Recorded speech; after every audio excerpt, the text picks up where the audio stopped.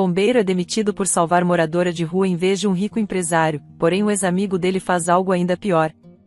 Olá! Seja bem-vindo! Curta, se inscreva e ative as notificações. João ainda vestia o uniforme de bombeiro, sujo de fuligem e marcado pela exaustão de um turno que o tinha levado ao limite de suas forças, quando decidiu interromper o expediente mais cedo naquela tarde fria e nublada. Durante a madrugada, ele havia trabalhado no combate a um incêndio extenso em um galpão, onde correu de um ponto ao outro, ajudando colegas e resgatando vítimas que, por pouco, não ficaram presas nas chamas. A adrenalina o manteria desperto por um tempo, mas, assim que a situação foi controlada, o corpo começou a cobrar o preço de tanta correria. Com as roupas de proteção cheias de manchas escuras e o rosto cansado, ele sentia uma necessidade urgente de repouso. Quando finalmente foi liberado, percebeu que mal conseguia disfarçar o cansaço acumulado.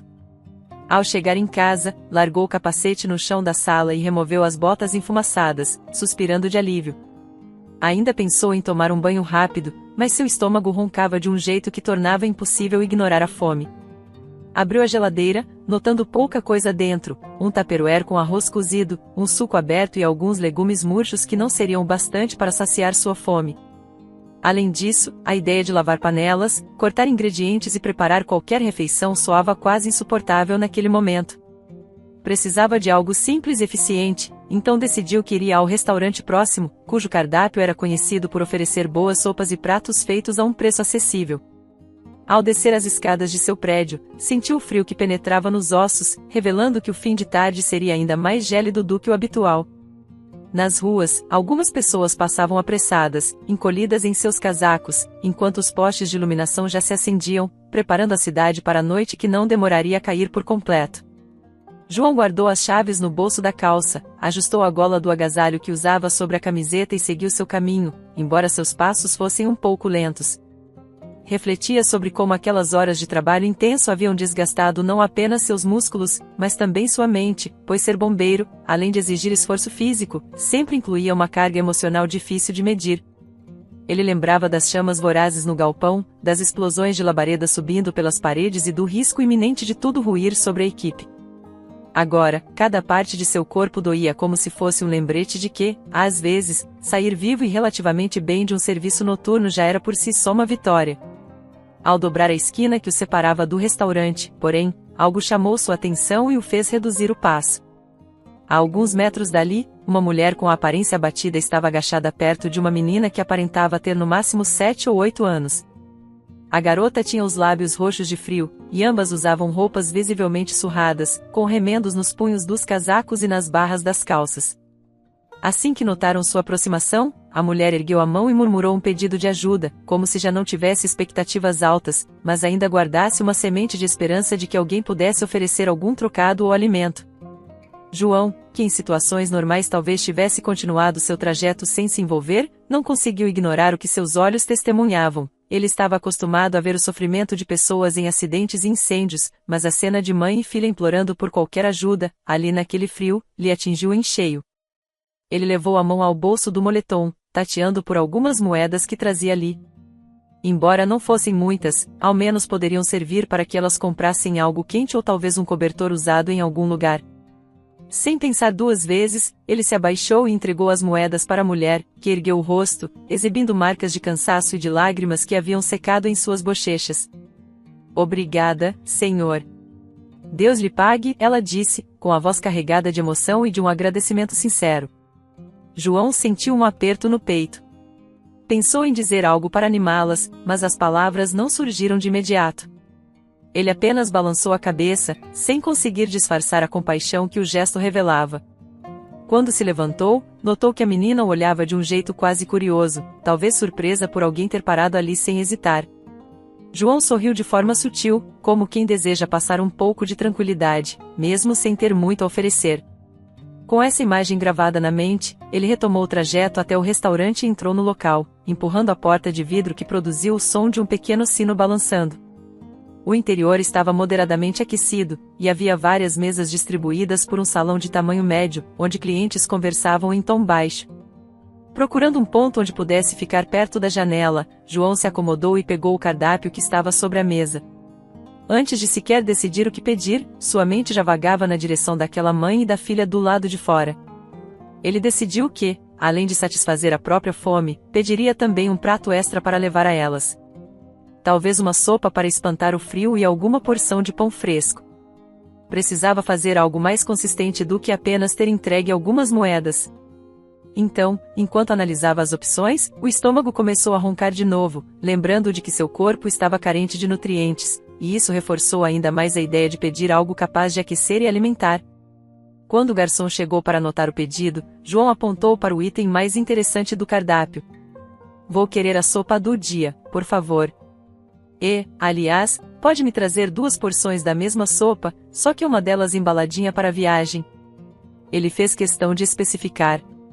O garçom fez anotações no bloquinho e deu um sorriso simpático. "Pode deixar, senhor. Tenho certeza de que vai gostar. É uma sopa de legumes bem cremosa, acompanhada de torradas."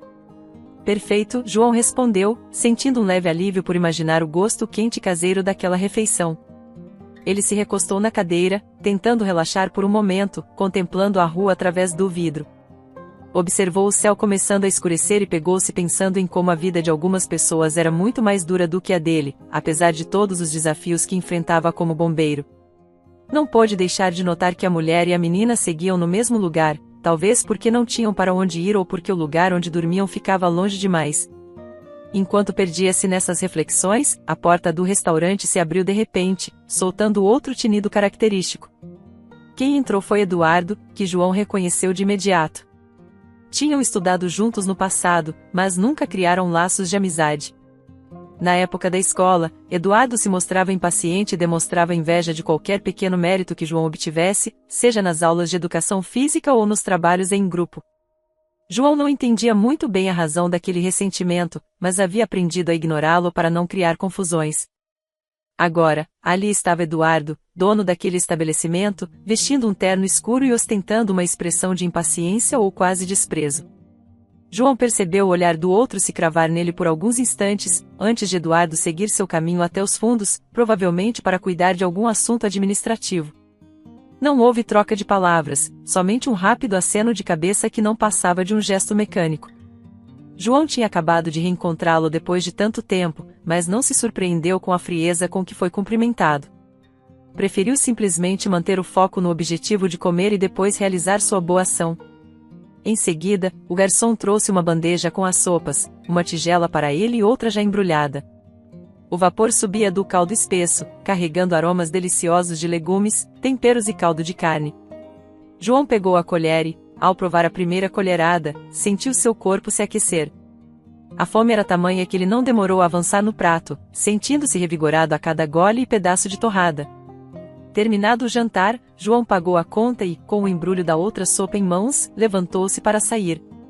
Ao dar os primeiros passos em direção à porta, foi surpreendido por um estrondo avassalador que sacudiu todo o restaurante. O impacto foi tão violento que as janelas explodiram em milhares de cacos, atirando pedaços de mobília para dentro. João sentiu o corpo ser arremessado, perdendo o controle sobre o pacote de comida, que voou para longe. A cabeça dele latejou quando bateu no chão, e por alguns segundos os sons tornaram-se abafados, como se ele estivesse dentro de um túnel. Tudo parecia girar, e ele levou a mão à testa, tonto e confuso, tentando entender o que acontecerá. Quando recobrou parte de sua percepção, notou que o lugar estava mergulhado em caos, fumaça invadia o ambiente, deixando o ar espesso e fazendo seus olhos lacrimejarem. Pessoas gritavam em agonia ou desespero, e algumas tentavam sair o mais rápido possível, pisando em cacos de vidro e entre as mesas que agora se amontoavam pelos cantos. Mesmo cambaleando, João fez um esforço gigantesco para se levantar, recordando que, como bombeiro, ele tinha o dever de agir. A adrenalina começou a pulsar forte em suas veias, substituindo a exaustão que o dominara minutos antes. Ele procurou uma saída, mas o cenário de destruição o forçou a zigue-zaguear entre entulhos. O cheiro de queimado ficava mais evidente a cada segundo, e ao chegar à parte externa do restaurante, percebeu que a situação ali também era aterrorizante. Fragmentos de paredes, vidraças e o que pareciam ser destroços metálicos estavam espalhados por toda a calçada. Alguns focos de incêndio pipocavam pela rua, iluminando a incipiente escuridão da noite com tons alaranjados sinistros. A rua que, pouco antes, se mostrava apenas fria e silenciosa, agora havia se tornado um palco de destruição, onde sirenes eram ouvidas ao longe e pessoas feridas clamavam por ajuda. Enquanto tentava entender a origem da explosão, seu olhar recaiu sobre a mesma mulher que pedira auxílio antes. Ela estava ferida e segurava a filha nos braços, gritando por socorro. A menina parecia desacordada. João correu até elas, embora ainda cambaleasse. Viu que a garotinha tinha arranhões, mas o problema maior era a ausência de qualquer movimento respiratório. Checando o pulso rapidamente, sentiu apenas um vazio que o apavorou. "Socorro, por favor, ajude a minha filha!" gritou a mulher, a voz sufocada pelas lágrimas. João, sentindo o impulso natural de sua profissão, se aproximou e constatou que a criança não respirava. Seu dever era claro, iniciar manobras de reanimação, mas do lado de fora a fumaça tomava conta de tudo. Com a experiência de anos de serviço, optou por levá-la de volta para o interior do restaurante, onde talvez houvesse um ponto com menos fumaça. Ele recolheu a menina nos braços, ajeitando a cabeça dela para que as vias aéreas ficassem livres, e fez um sinal para a mãe acompanhá-lo. Por maior que fosse o risco, percebeu que o ambiente interno, apesar de destruído, oferecia alguns locais menos tomados pelo fogo, o que permitiria que tentasse a reanimação cardiopulmonar. Por entre cadeiras viradas e mesas despedaçadas, João seguiu, respirando com dificuldade. Seus ouvidos ainda zumbiam por causa da explosão, mas ele se mantinha focado na missão de salvar a vida da criança. Chegando a um canto onde o fogo não se alastrara tanto, colocou a menina com cuidado no chão, afastando cacos de vidro com o pé. A mãe, desesperada, ajoelhou-se ao lado, tremendo e segurando um corte na testa. João tocou o peito da menina, confirmando que não havia batimentos perceptíveis. Precisaria realizar compressões. Curvou-se sobre ela e começou, 30 compressões seguidas de 2 ventilações, sempre atento a qualquer mudança. Com o canto do olho, via as chamas devorando parte do salão, enquanto a fumaça densa sibilava por algumas frestas. Aquilo lembrava dos piores cenários que já enfrentará, mas agora a vítima era uma criança indefesa, o que tornava tudo ainda mais angustiante. Ele tentou não pensar no perigo imediato que o cercava e se concentrou nos protocolos de reanimação. Pressionou o tórax da garotinha com firmeza, soltando cada vez que a contagem chegava ao ponto definido. Na pausa, inclinava a cabeça dela e soprava ar, tentando fazê-la reagir de alguma forma. Ao redor, o som de sirenes ficava mais próximo, mas João sabia que cada segundo era crucial, e não poderia simplesmente esperar a chegada dos colegas. Ele persistiu no processo, com uma tensão no peito que ia crescendo, enquanto a mãe observava o rosto pálido da filha, abraçando os próprios joelhos e sussurrando orações desconexas. A fumaça tornava a respiração de João mais difícil, e ele tossia enquanto tentava manter o ritmo das compressões. O suor e a sujeira que cobriam seu rosto ardiam em contato com os olhos, mas ele não parava. Olhava para a menina, como se tentasse ordená-la a viver. A explosão que acontecera momentos antes já se mostrava devastadora, mas nada era pior do que a possibilidade de que aquela pequena vítima não sobrevivesse. Quando pensava em desistir, tentava lembrar de quantas vidas já salvara antes e de como a determinação em não largar o procedimento podia fazer a diferença. Apesar do cansaço se acumulando, manteve a cadência firme, e a mãe da menina, mesmo em choque, percebeu o esforço sobre-humano que ele fazia. João sabia que o tempo era seu maior inimigo, mas precisava continuar por quantos ciclos fossem necessários. Olhou para o rosto da menina, gritando internamente para que ela voltasse. Quando concluiu mais um ciclo e se preparou para checar sinais, ouviu um estrondo do lado de fora, possivelmente outro foco de incêndio que comprometia a estrutura do prédio. Ele ignorou o medo e seguiu, forçando-se a manter a concentração absoluta. João pegou a menina, levando-a para dentro do restaurante, onde a fumaça era menos densa do que no exterior, e iniciou as manobras de ressuscitação cardíaca, rezando para que fosse possível trazê-la de volta. Enquanto João fazia compressões torácicas e respiração boca a boca na criança, a mãe chorava ao lado, segurando a mão da filha e repetindo orações entrecortadas por soluços. O dono do restaurante, Eduardo, apareceu nesse meio tempo, observando a cena com uma mistura de surpresa e pavor diante da destruição causada pela explosão. Ainda assim, ao ver João ocupado em manobras de reanimação, ele não demonstrou empatia. Pelo contrário, seu semblante, que já era carregado de preocupação pelo prejuízo material, adquiriu uma impaciência quase intolerável. Ele respirou fundo, levando as mãos à cabeça, como se quisesse afastar a poeira e o caos do ambiente, mas, ao perceber que a menina continuava desacordada, ergueu a voz, incapaz de conter a própria frieza. Tirem-na daqui agora. Eu não quero que essa menina morra dentro do meu restaurante. Gritou, apontando para a porta destroçada. Mesmo com o coração acelerado e os pulmões reclamando pelo ar rarefeito, João mal ergueu o olhar em direção a Eduardo. Estava totalmente concentrado no delicado processo de manter o fluxo de oxigênio nos pulmões da garotinha. A mão de Carla, a mãe, trêmula e manchada de sangue, apoiava-se no ombro dele, enquanto ela implorava, sem parar, que a filha voltasse a respirar. Ainda pressionando o tórax da menina, João respondeu: Não vou parar de prestar socorro, Eduardo.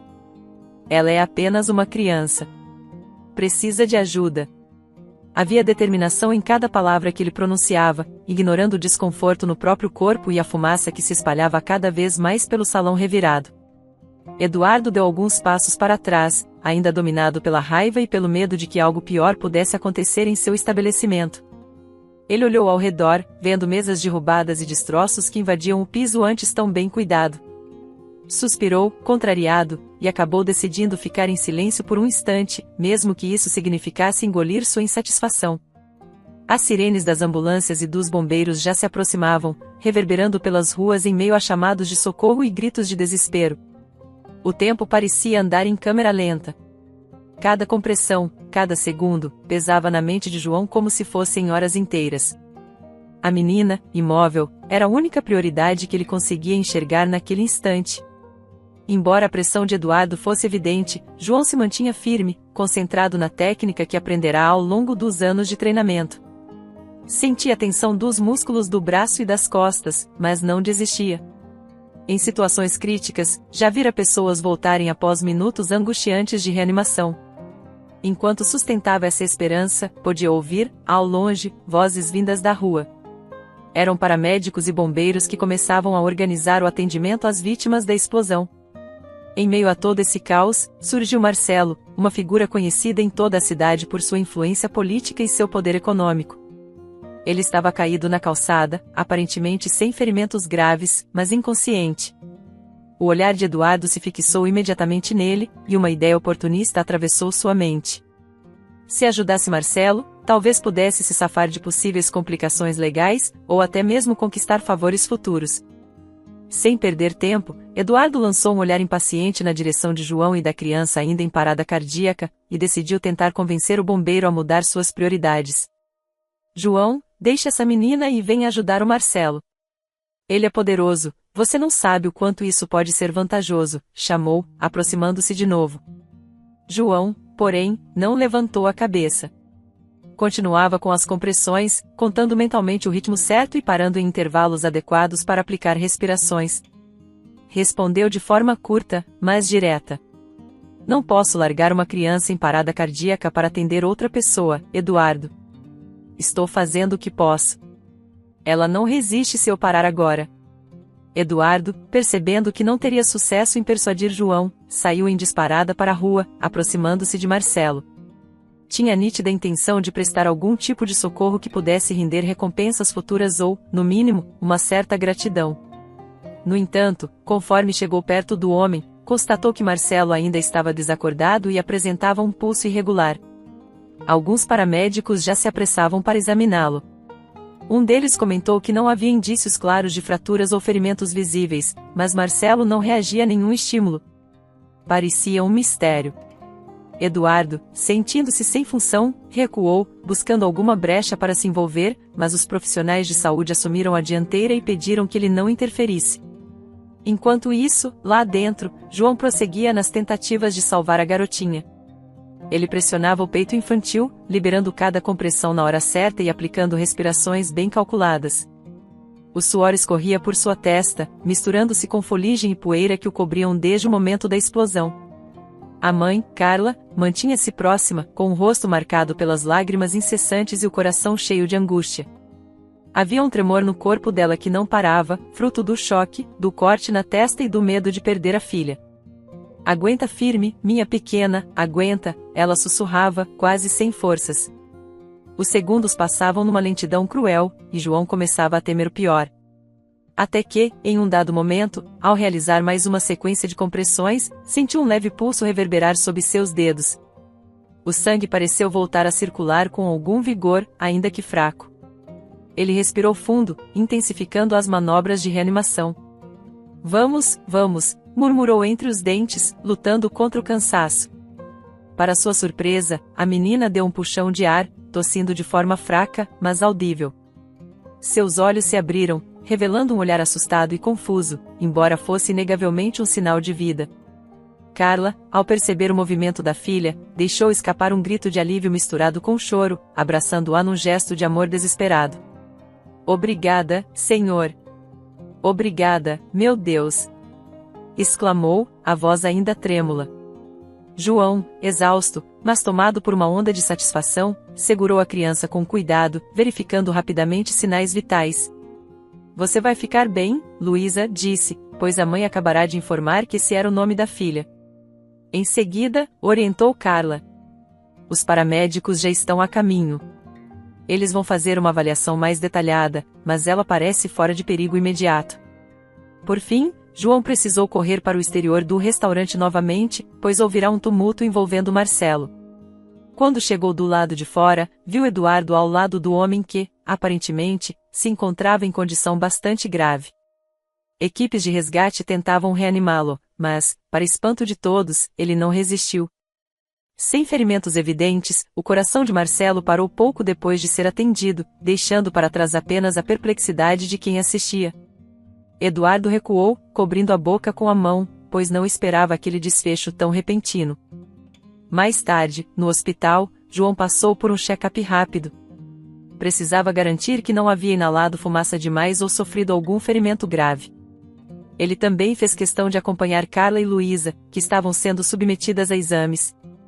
Ambas tinham arranhões e pequenas contusões, mas se encontravam estáveis. Enquanto João se certificava de que tudo estava correndo bem, percebeu que a tragédia da explosão ia muito além do que se supunha a princípio. As notícias se espalhavam pelos corredores, e comentava-se sobre vítimas desaparecidas nos escombros, além de feridos em estado crítico. As autoridades locais estavam mobilizadas para investigar as causas do incidente, e o caso ganhava repercussão considerável na imprensa, que já havia chegado ao local para transmitir imagens ao vivo dos destroços e coletar depoimentos dos sobreviventes. Nos dias seguintes, o clima na cidade era de apreensão e incerteza. Familiares das vítimas procuravam desesperadamente por notícias de entes queridos, enquanto equipes de socorro ainda vasculhavam os escombros em busca de sobreviventes. Tanto Carla quanto Luísa não tinham para onde ir após receberem alta, pois estavam em situação de rua antes mesmo da tragédia. João, sensibilizado, tentou encontrar algum abrigo temporário para elas. A promessa de ajudá-las surgiu de forma natural, pois ele não conseguia imaginar como seria passar por tudo aquilo e ainda enfrentar a falta de moradia. Ao mesmo tempo, a morte repentina de Marcelo causava estranheza na população. Sendo ele um homem influente, seus familiares pressionavam as autoridades para descobrir o que realmente havia acontecido. Um boato começou a circular, insinuando que a explosão no restaurante poderia ter sido consequência de alguma irregularidade grave, talvez no armazenamento de materiais inflamáveis. Não demorou para que o nome de Eduardo fosse mencionado, embora não houvesse provas concretas. O dono do restaurante se mostrava cada vez mais inquieto, preocupado com ações judiciais e possíveis indenizações que pudessem recair sobre seus ombros. Em todas as suas aparições públicas, ele tentava se defender, negando ter qualquer responsabilidade pelo desastre. Enquanto isso, o corpo de bombeiros passava a ser alvo de boatos, principalmente porque Capitão Moreira, o chefe da corporação, estava sendo pressionado por pessoas influentes, incluindo políticos que tinham conexões com Marcelo. Como o empresário era uma figura poderosa, certos rumores apontavam que os bombeiros poderiam estar sendo usados como bode expiatório para encobrir erros de terceiros. João, mesmo sem ter nenhuma culpa comprovada, começou a sentir o peso dessa situação, pois comentários maldosos o acusavam de ter ignorado Marcelo na hora da explosão. Alguns chegaram a dizer que ele priorizou o salvamento de Luísa apenas por se sensibilizar com a condição de rua da menina, deixando o homem rico sem socorro. Em meio a esse cenário de confusão, surgiram notícias de que Carla e Luísa não conseguiam estabilizar suas vidas, pois não possuíam nenhum parente próximo na cidade. João, movido pela compaixão, se esforçou para ajudá-las a encontrar um lugar decente para ficar. Ainda assim, conviviam com o medo de que, a qualquer momento, tivessem de voltar às ruas. Além disso, a Polícia Civil anunciava que a investigação sobre a explosão estava em andamento e que muitos detalhes ainda não tinham sido esclarecidos, o que alimentava o suspense e a desconfiança geral. A família de Marcelo, indignada com a morte repentina do empresário, exigia respostas e culpados. Não apenas culpados pela explosão, mas também por suposta falta de atendimento emergencial. Esses rumores se intensificaram quando a esposa de Marcelo, uma mulher influente e reconhecida por sua determinação, apareceu de surpresa na central dos bombeiros. Ela irrompeu pelos corredores sem pedir permissão, a fisionomia transtornada, exigindo falar com quem estivesse no comando. Capitão Moreira tentou intervir, mas ela foi direta ao ponto, questionando por que o bombeiro que a cidade estava elogiando por salvar uma criança não havia socorrido seu marido. Ele teria sobrevivido, se João tivesse agido a tempo. Ela exclamou, alto bastante para que todos pudessem ouvir. O que vocês vão fazer sobre isso? João, que estava próximo, sentiu o sangue gelar nas veias. Soube imediatamente que ela se referia ao momento em que ele, de fato, estava ocupado salvando a pequena Luísa. Respirou fundo e se aproximou, tentando manter a calma. Desculpe, senhora, mas eu não sabia que Marcelo precisava de ajuda. Havia uma menina em parada cardíaca. Ela o interrompeu bruscamente, com um olhar furioso. Não me venha com desculpas. Não interessa se era uma criança ou outra pessoa. Meu marido estava caído na rua, inconsciente, e ninguém foi socorrê-lo. Os demais bombeiros tentaram amenizar o clima, mas a esposa de Marcelo permanecia irredutível. Havia uma dor profunda em seu semblante, que fazia suas acusações soarem ainda mais carregadas de emoção. João engoliu em seco, lembrando-se nitidamente de como toda a situação fora caótica, a fumaça, o estilhaçar de vidros, as pessoas gritando, e a garotinha que não respirava. Num incêndio ou explosão, as prioridades são definidas pela gravidade imediata da vítima, mas era difícil explicar isso a alguém tomado pela dor da perda. Capitão Moreira, por sua vez, se mostrou tenso, pois sabia que a pressão política poderia recair pesado sobre a corporação.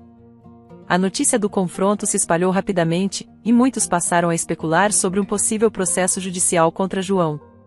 A mulher de Marcelo, aos prantos, mas também fervendo de raiva, deixava claro que não mediria esforços para punir o bombeiro que, em sua visão, deixará seu marido morrer. O barulho de seus saltos ecoava no piso enquanto ela se afastava pelos corredores, deixando um silêncio pesado no ar. Alguns segundos depois, Capitão Moreira pigarreou, olhando para João com preocupação. Precisamos resolver isso, João. Não podemos deixar que a reputação da corporação seja destruída por causa de especulações. João, ainda abalado, não sabia direito como reagir. Tinha sua consciência limpa, pois havia seguido os protocolos de priorização de vítimas, uma criança sem pulso precisava de reanimação imediata. Contudo, pessoas influentes envolvidas no caso de Marcelo poderiam ignorar esses argumentos e tomar a situação como um pretexto para buscar algum tipo de retaliação ou compensação financeira. Bastava ver como a família do empresário era poderosa. O tempo passou e, nos bastidores, cresciam rumores de que haveria uma investigação interna para averiguar a conduta de João no dia da explosão. Paralelamente, Carla e Luísa enfrentavam as próprias dificuldades, contando apenas com a ajuda de um abrigo provisório sugerido por João, que se sentia responsável por ampará-las. As duas não tinham sequer documentos completos, e a cada visita que João fazia, ele percebia o quanto a menina ainda tinha pesadelos, provavelmente lembranças de quase ter morrido nos braços da mãe. Em meio a tudo isso, a figura da esposa de Marcelo se destacou como um grande obstáculo na vida de João. Ela mandou recados por meio de advogados, deixou claro que não descansaria enquanto não obtivesse justiça ou, ao menos, uma satisfação exemplar diante da morte do marido. João tentou, então, apresentar seu ponto de vista, explicando que ninguém havia lhe informado sobre a real condição de Marcelo até ser tarde demais.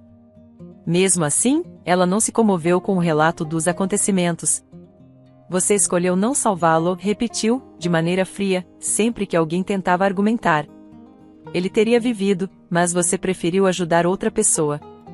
As semanas se tornaram tensas para João, que tentava manter a cabeça erguida no quartel enquanto cumpria suas funções. Seus colegas, divididos entre a solidariedade e o medo de represálias, o apoiavam, mas também se mostravam cautelosos, temendo que a pressão externa pudesse colocar todos em maus lençóis.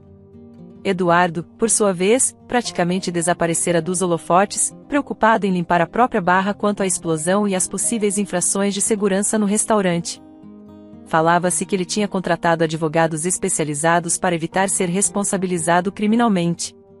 Foi então que, certo dia, a esposa de Marcelo apareceu de forma repentina na porta do corpo de bombeiros, exigindo falar diretamente com João. Sua expressão era sombria, havia olheiras fundas que revelavam noites mal dormidas, e o rosto estava marcado pela combinação de ira e luto. Assim que o avistou, não esperou que ninguém interviesse, indo direto até ele com passos firmes. "Você tem noção do que fez?" Ela disparou, com a voz embargada. "Meu marido poderia estar vivo." João tentou manter a calma, encarando-a. "Senhora, eu não sabia que ele estava precisando de ajuda. Aconteceu tudo muito rápido, havia uma criança." A mulher balançou a cabeça, a indignação visível no tremor dos lábios. "Poupe-me de detalhes. Vou levá-lo aos tribunais e vou garantir que você seja responsabilizado pela morte do meu marido."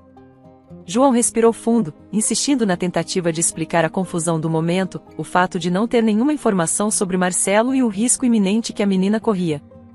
Porém, a dor que dominava a esposa de Marcelo era mais forte do que qualquer palavra lógica ou técnica. Ela já tinha uma convicção formada em sua mente, que João, pela inação no instante crucial, havia deixado seu marido morrer.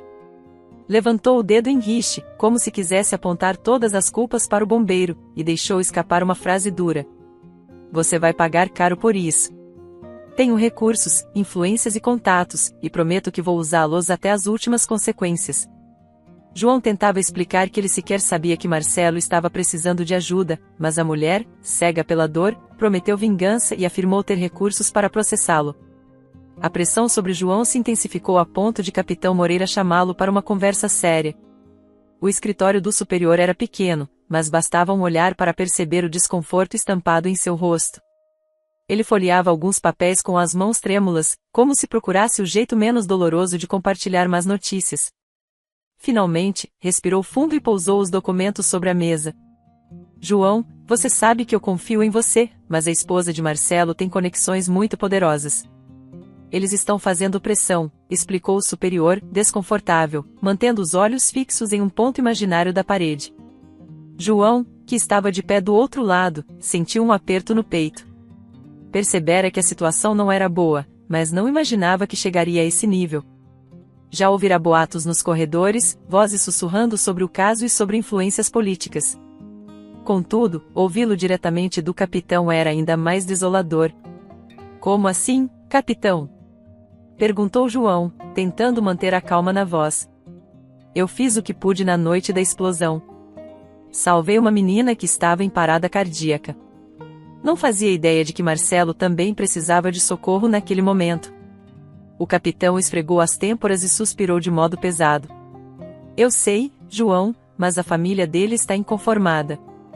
A esposa dele acredita que você escolheu ignorá-lo. E com as pessoas influentes apoiando essa versão, as coisas ficaram complicadas para todos. Não tardou para que decidissem te afastar das funções até segunda ordem." A notícia atingiu João como um soco. Ser bombeiro não era apenas um emprego, era parte da própria essência dele. Seu coração disparou, e ele tentou argumentar, mas o capitão já entregava o comunicado oficial, indicando que aquela decisão era definitiva. Caberia a João entregar seu distintivo temporariamente, sem prazo definido para retorno. "Sinto muito, João. Tente manter a calma. Vamos conduzir uma investigação interna, mas, até que tudo fique claro, não tenho escolha", completou o capitão, com voz embargada de pesar. Sem perspectivas, João deixou o prédio do corpo de bombeiros com passos lentos, a mente fervilhando em angústia. Precisava espairecer, e a lembrança de Carla e Luísa surgiu de imediato como uma âncora de serenidade. Ele decidiu visitar a casa de caridade administrada por Irmã Teresa, lugar onde mãe e filha encontraram abrigo após a explosão. A freira o conhecia desde que ele era criança, pois João fora criado em um orfanato próximo e costumava receber o cuidado de diversas irmãs da congregação, incluindo Teresa. Ao chegar, João foi recebido por irmã Teresa, que logo percebeu a tensão visível em seu semblante. Conduzindo-o até uma pequena sala de estar, ela ofereceu uma xícara de chá. Meu filho, o que aconteceu? Você parece tão preocupado, perguntou a freira, sentando-se ao lado dele em uma poltrona antiga. João sorveu um gole do chá quente e explicou a situação em linhas gerais, omitindo os detalhes mais pesados para não agravar a preocupação de Carla, que tinha seus próprios tormentos. Irmã Teresa ouviu tudo com um olhar compassivo, tocando de leve no ombro dele quando o viu estremecer de emoção. Carla está cuidando de Luísa agora. A menina teve febre pela manhã, mas já está melhor. Se quiser falar com elas, vá ao refeitório. Estão terminando o almoço, explicou a freira, erguendo-se da poltrona. João agradeceu e seguiu pelos corredores até encontrar Carla, que o recebeu com um sorriso tímido. Luísa, aninhada no colo da mãe, olhou para ele com curiosidade, embora ainda demonstrasse cansaço. Ao perceber a sombra de preocupação no rosto de João, Carla perguntou: Está tudo bem? Você parece abatido.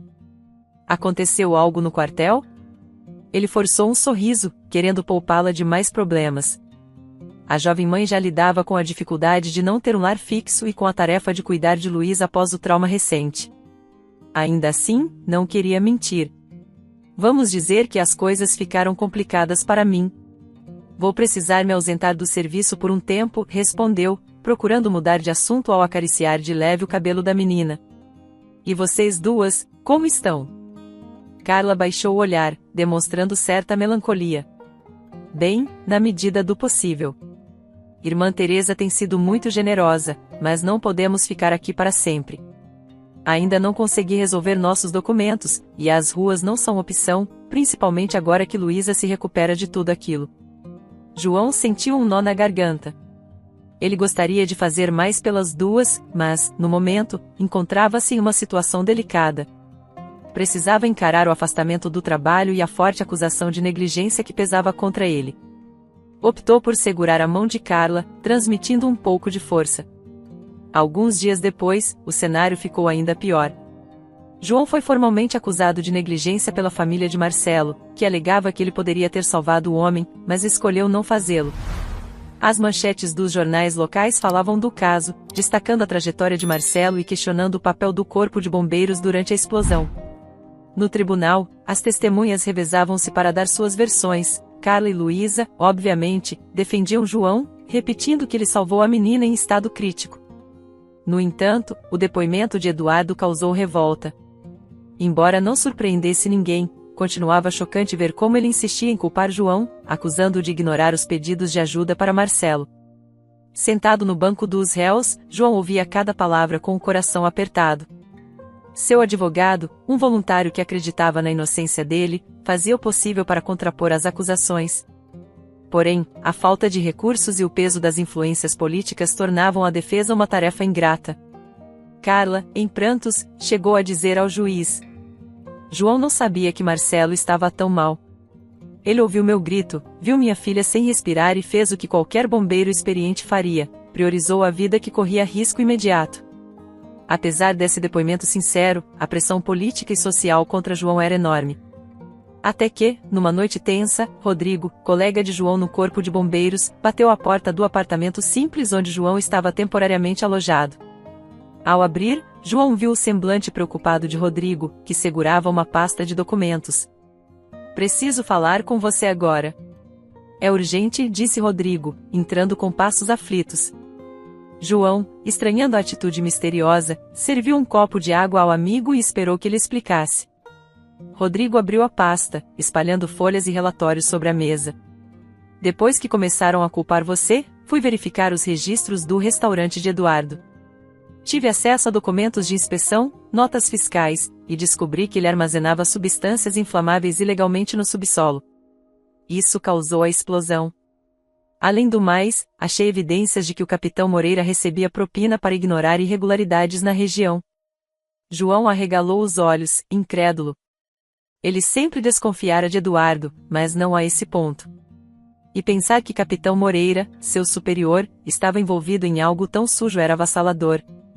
Você tem certeza disso, Rodrigo? Questionou, folheando os papéis com pressa. Se for verdade, isso muda tudo. Tenho, sim. Consegui até gravações em áudio confirmando que Moreira facilitava as licenças de segurança em troca de dinheiro, respondeu o colega, enxugando o suor da testa. Mas preciso que você seja cauteloso. O capitão tem contatos. Se souber que revelamos isso, pode complicar sua vida ainda mais. João assentiu, ciente dos riscos. Porém, naquele momento, enxergou uma luz no fim do túnel. No dia seguinte, junto ao seu advogado, entregou as provas às autoridades competentes, exigindo uma investigação profunda. O caso virou de cabeça para baixo, pois ficou claro que Eduardo e o capitão eram os verdadeiros responsáveis pelo desastre. Com base no material reunido, a justiça emitiu mandados de prisão contra ambos. Capitão Moreira foi detido quase imediatamente, sendo encontrado em casa com envelopes de dinheiro que não conseguia justificar. Eduardo, por outro lado, fugiu, tornando-se foragido. Noticiários cobriram o assunto exaustivamente, mostrando imagens do restaurante destruído e comentando sobre a repentina reviravolta. O processo contra João ruiu por completo. A família de Marcelo, ao perceber que fora induzida ao erro, retirou as acusações e manifestou pesar pela forma como as coisas haviam acontecido. João, aliviado, quase não conseguia acreditar que tudo enfim se esclarecera. Pôde então retornar ao Corpo de Bombeiros, onde recebeu até um pedido de desculpas formal pelos transtornos que sofrerá. Mas a maior surpresa veio pouco depois, quando seus superiores o chamaram para uma reunião especial. João, gostaríamos que você assumisse o posto de chefe do quartel, anunciou um dos comandantes. Sua honestidade e competência em situações de crise mostraram que você é a pessoa certa para liderar a equipe. Comovido, João aceitou. Ele passará por momentos de dúvida, quase perderá sua vocação, mas agora se via recompensado. No entanto, a história não terminaria tão facilmente. Eduardo, tomado pelo desespero e pela raiva de ter perdido tudo, ressurgiu em plena madrugada para pôr em prática um ato insano. Armado de gasolina e rancor, invadiu a casa de caridade onde Carla e Luísa estavam. Irmã Teresa, percebendo a movimentação, ligou para João às pressas. Meu filho, venha rápido. É o Eduardo, ele está no quintal, derramando gasolina em tudo. A freira falava com a voz trêmula, contendo o pânico como podia. Sem pensar duas vezes, João pegou seu carro e dirigiu em alta velocidade até o abrigo. Ao chegar, viu o quintal iluminado pelas lâmpadas externas e, no centro, Eduardo em total descontrole, despejando combustível no chão e nos móveis do local. Havia um olhar de ódio em seu rosto, como se culpasse o mundo inteiro pelo fracasso de seus planos. Eduardo! Solte isso agora! Gritou João, correndo com o extintor de incêndio em mãos. Eduardo, porém, manteve a expressão ensandecida e, em vez de parar, acendeu um isqueiro. Num instante trágico, não percebeu que também estava coberto de gasolina. As chamas se espalharam rapidamente por seu corpo, fazendo soltar um grito de dor. João tentou abafar o fogo com o extintor, mas era tarde demais. O homem correu pelo quintal em desespero, consumido pelas labaredas. Carla, Luísa e as outras pessoas do abrigo assistiam à cena, horrorizadas, enquanto irmã Teresa orava para que o fogo não se alastrasse ainda mais. Alguns minutos de caos se sucederam, até que as chamas foram extintas. Contudo, Eduardo não resistiu. Seu corpo ficou ali, imóvel no gramado enegrecido. A tragédia deixava todos abalados, mas o abrigo foi salvo, e ninguém mais se feriu. João, ofegante, abraçou Carla e Luísa, aliviado por estarem sãs e salvas. Já de manhã, após a comoção diminuir, as autoridades recolheram o corpo de Eduardo e ouviram depoimentos das testemunhas. O sentimento geral era de choque e tristeza, apesar de tudo que o homem havia feito. Diante desse cenário, João percebeu que precisava seguir em frente. Ele fora reintegrado ao Corpo de Bombeiros, agora ocupava o posto de chefe e contava com a confiança renovada de seus colegas. Com um salário melhor e um futuro promissor, alugou um novo apartamento, espaçoso bastante para receber visitas e até acomodar hóspedes temporários. Nesse processo de recomeço, não se esqueceu de Carla e Luísa. Continuava visitando-as no abrigo, ajudando no que fosse preciso. Aos poucos, a vida da mãe e da filha foi tomando um rumo mais estável, especialmente quando Carla conseguiu organizar alguns documentos e se preparar para procurar trabalho. Entretanto, ainda sentiam que precisariam de tempo para cicatrizar as feridas deixadas pela tragédia.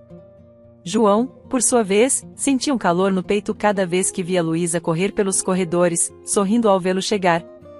A garota, antes tão frágil, parecia mais confiante, segura de que existia alguém disposto a protegê-la.